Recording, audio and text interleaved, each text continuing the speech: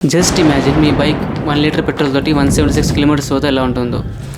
ప్రయాగ్రాజ్కి చెందిన శైలేందర్ సింగ్ గౌర్ అనే ఒక వ్యక్తి 18 సంవత్సరాలు కష్టపడి ఒక 6-2 ఇంజన్ కనిపెట్టాడు. గౌర్ తన బీఎస్సీ డిగ్రీని 1982లో కంప్లీట్ చేశారు. 2007లో టాటా మోటార్స్ వాళ్ళు ఒక జాబ్ ఆఫర్ చేశారు గౌర్కి.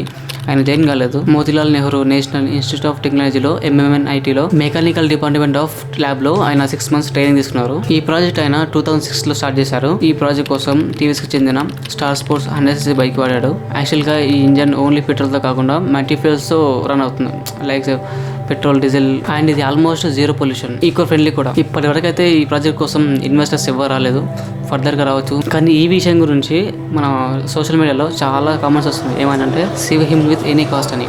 దానికి రీజన్ యూఎస్కి చెందిన స్టాన్లీ మేయర్ అనే ఒక సైంటిస్ట్ వాటర్ పవర్డ్ కార్ కనిపెట్టాడు. ఇది 100% ఫుల్ వాటర్తో రన్ అవుతుంది. దీన్ని మేయర్ 1996లో తయారు చేశారు.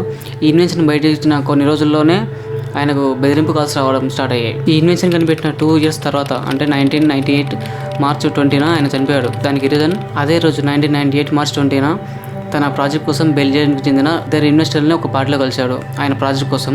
ఆ రోజు ఆయన చనిపోయాడు. ఆయనతో పాటు వాళ్ళ బ్రదర్ ఉన్నారు. వాళ్ళ బ్రదర్కి మాత్రం ఏం కాలేదు. ఆయన చెప్పేది ఏంటంటే ఈ బెల్జియం ఇన్వెస్టర్ ఎవరైతే ఉన్నారో వాళ్ళే తన డ్రింక్లో పాయిజన్ కలిపి చంపారని ఆయన కోర్టుకి వెళ్ళాడు. కానీ నిజం ఏంటో ఎవరికి తెలియదు. ప్రజెంట్ ఇప్పటివరకు అయితే ఇలా చాలా ఇన్వెన్షన్స్ వచ్చాయి కొత్తవి, కానీ ఏది బయటికి రాలేదు.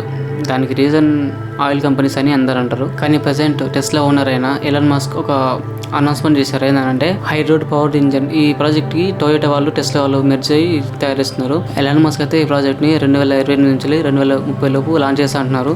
బట్ చూడాలి అది ఎప్పుడు లాంచ్ అవుతుందో. సో థ్యాంక్స్ గ్యాస్ నన్ను సపోర్ట్ చేస్తున్నందుకు, అండ్ ఇలాగే మీ సపోర్ట్ ఉంటుందని కోరుకుంటున్నాను. Thanks for watch.